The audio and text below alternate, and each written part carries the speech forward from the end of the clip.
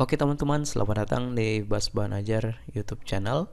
Pada kesempatan kali ini, kita akan membahas latihan berikut ini. Tetapi, sebelum kita masuk ke pembahasan video, saya akan mengajak teman-teman untuk terlebih dahulu mengklik tombol subscribe pada channel ini dan nyalakan loncengnya, lalu klik like pada video ini jika kalian merasa terbantu. Oke, langsung saja kita masuk ke pembahasan videonya.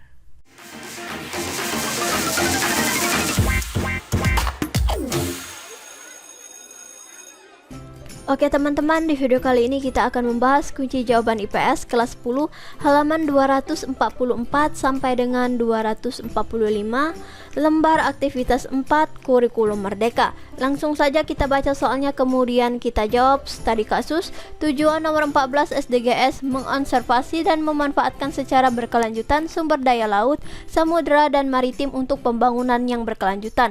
Bacalah artikel ini dengan cermat. Pengaruh aktivitas penduduk terhadap kerusakan hutan mangrove di Desa Lalombi, Kecamatan Banawa Selatan. Silakan kalian baca terlebih dahulu artikel berikut ini. Petunjuk kerja, kerjakan tugas secara mandiri dan individual. Tulis dan sampaikan temuan kalian di kelas. Tugas, cermati dan temukan prinsip-prinsip persebaran yang ada dalam kasus tersebut. Jawabannya, prinsip-prinsip persebaran. 1. Pola kontagius. Dalam kasus ini, penurunan luas hutan mangrove cenderung menyebar di sekitar Desa Lalombi. Faktor utama adalah aktivitas penduduk yang memicu alih fungsi lahan. 2. Pola relokasi. Terlihat bahwa hutan mangrove direlokasi atau berpindah fungsi dari lahan aslinya menjadi pemukiman, tambak, kebun kelapa sawit, dan kelapa. 2. Buatlah grafik penurunan luas hutan mangrove dari tahun 2010 hingga tahun 2014.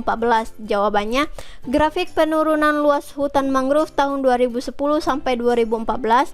Grafik tersebut menggambarkan penurunan luas hutan mangrove dari 71 ha pada tahun 2010 menjadi 30 ha pada tahun 2014. 3. Buatlah tabel alih fungsi hutan mangrove menjadi beberapa sektor. Jawabannya bisa kalian lihat pada gambar berikut ini. 4.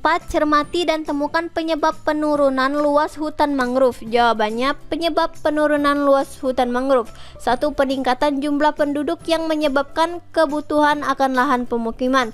2. Peningkatan pemenuhan kebutuhan hidup warga melalui budidaya perikanan, pertanian, tambak, kebun kelapa sawit, dan kelapa. 5. Jelaskan dampak alih fungsi hutan mangrove bagi lingkungan hidup serta manusia dalam jangka panjang. Jawabannya, dampak alih fungsi hutan mangrove. Dampak bagi lingkungan. 1. Hilangnya fungsi ekologis mangrove sebagai pelindung pantai, pelindung terhadap badai, dan habitat biota laut. 2. Penurunan keanekaragaman hayati akibat hilangnya habitat mangrove. Dampak bagi manusia dalam jangka panjang. 1. Kerugian ekonomi karena hilangnya potensi sumber daya perikanan. 2. Resiko terhadap bencana alam seperti banjir dan badai tanpa perlindungan mangrove. 6. Berikan pendapat kalian sebagai solusi untuk mengatasi masalah tersebut. Jawabannya, solusi untuk mengatasi masalah. 1. Implementasi kebijakan konservasi mangrove yang melibatkan partisipasi masyarakat. 2. Pengembangan alternatif ekonomi yang berkelanjutan seperti ekoturis atau program pengelolaan sumber daya perikanan yang berkelanjutan.